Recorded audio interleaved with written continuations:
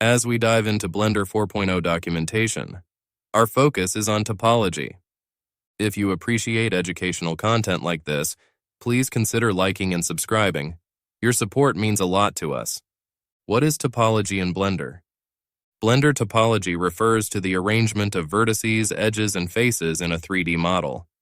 In the last video, we saw what those things mean, so take a look at it if you need a refresher. Good topology is important for creating models that deform well during animation, render nicely, and are easy to work with. It involves using the right mix of quads, triangles, and n-gons, as well as maintaining even edge flow and avoiding poles. Clean topology is essential for professional 3D modeling.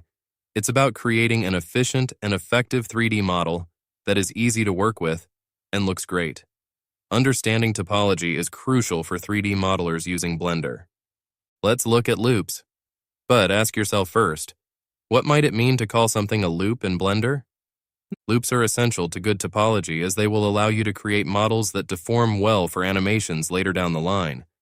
Edge and face loops are sets of faces or edges that form continuous loops. If we add a UV sphere and switch to edit mode, and if we select a vertex or two, we can go to select loops. We can see that loops start and end at the same vertex and divide the model into two partitions.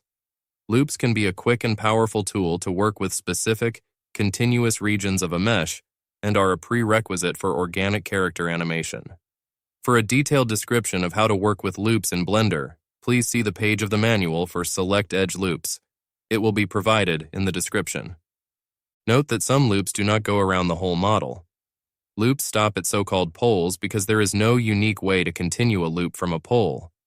Poles are vertices that are connected to either 3, 5, or more edges. Accordingly, vertices connected to exactly 1, 2, or 4 edges are not poles. Edge loops are an important concept, especially in organic or subsurface modeling and character animation. When used correctly, they allow you to build models with relatively few vertices that look very natural when used as subdivision surfaces and deform very well in animation. Further details on working with edge loops can be found in the Select Edge Loops page of the manual. There are also face loops.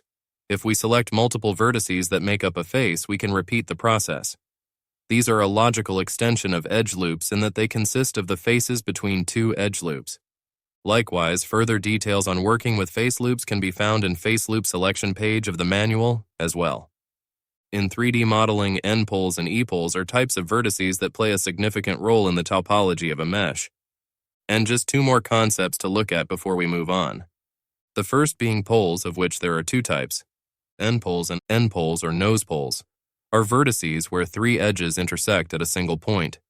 They are less common, but often appear around poles or inset parts of a mesh. In organic modeling, N-poles are often necessary for modeling the base of the nose or the corner of a cube or other convex corners. And E-poles or extrude poles are vertices where 5 edges intersect at a single point. They are commonly formed when extruding faces on a mesh and can create unwanted flat corners within the topology when edge loops meet or turn. E-poles are also responsible for forming concave corners in hard surface models. Understanding and managing the placement of these poles is essential for creating 3D models with good topology, as they can impact the flow and smoothness of the mesh. And lastly, we have to know what it means to be non-manifold. Non-manifold refers to a type of geometry that cannot exist in the real world. A manifold geometry is one where edges connect to and to exactly 2 faces, and every vertex is part of a face. We won't cover it here, but please click the link for the documentation in the description if you would like a more in-depth analysis of these topics before we get there, as we have barely scratched the surface. That's all for this video. Don't forget to like and subscribe if you enjoy software educational content like this.